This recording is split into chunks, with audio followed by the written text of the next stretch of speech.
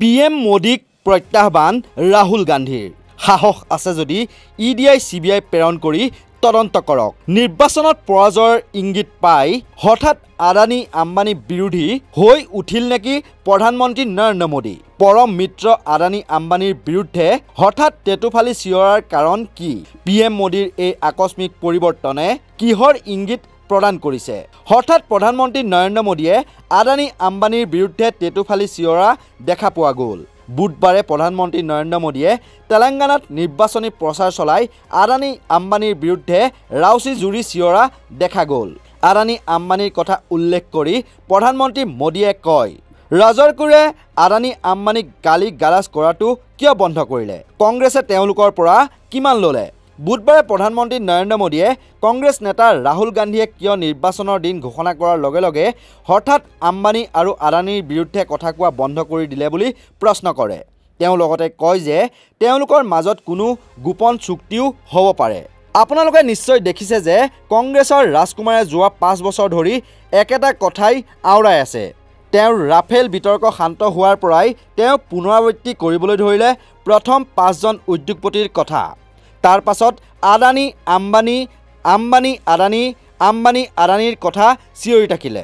কিন্তু নিৰ্বাচনৰ ঘোষণাৰ পাছত তেওঁ দুয়োকে গালি গালাজ কৰা বন্ধ কৰি দিছে।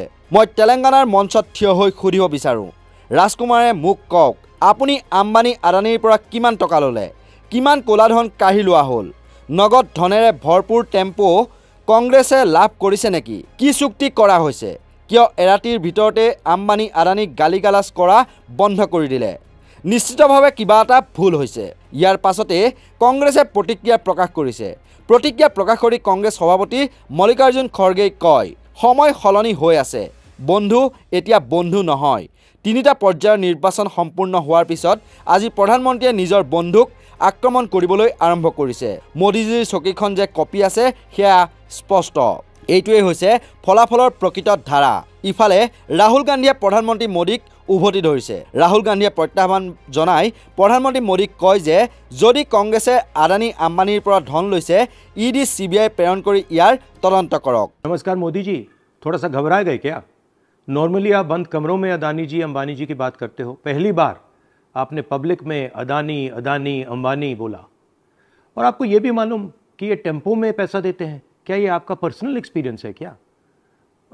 एक काम कीजिए, CBI ED को इनके पास भेजिए ना, पूरी जानकारी करिए, इंक्वायरी कराइए, जल्दी से जल्दी कराइए, घबराइए मत मोदी जी। और मैं देश को फिर से दोहरा के कह रहा हूँ, जितना पैसा नरेंद्र मोदी जी ने इनको दिया है ना, उतना ही पैसा हम हिंदुस्तान के गरीब लोगों को देने जा रहे हैं। महालक्ष्मी योजना, पहली नौकरी पक्की योजना, इन योजनाओं के माध्यम से करोड़ों लाखपति बनाएंगे हम। इन्होंने 22 अरबपति बनाए हैं, हम करोड़ों लाखपति बनाएंगे। अगर नरेंद्र मोदी जी के मुंह से आपने अंबानी शब्द कभी सुना? अदानी शब्द कभी सुना? नहीं। मेरी फोटो देखी उनके साथ कभी? मगर मेरे मुंह से शब्द निकलता है अदानी अंबानी, है ना? फर्क समझो, मैं आपका हूं, वो उनके हैं।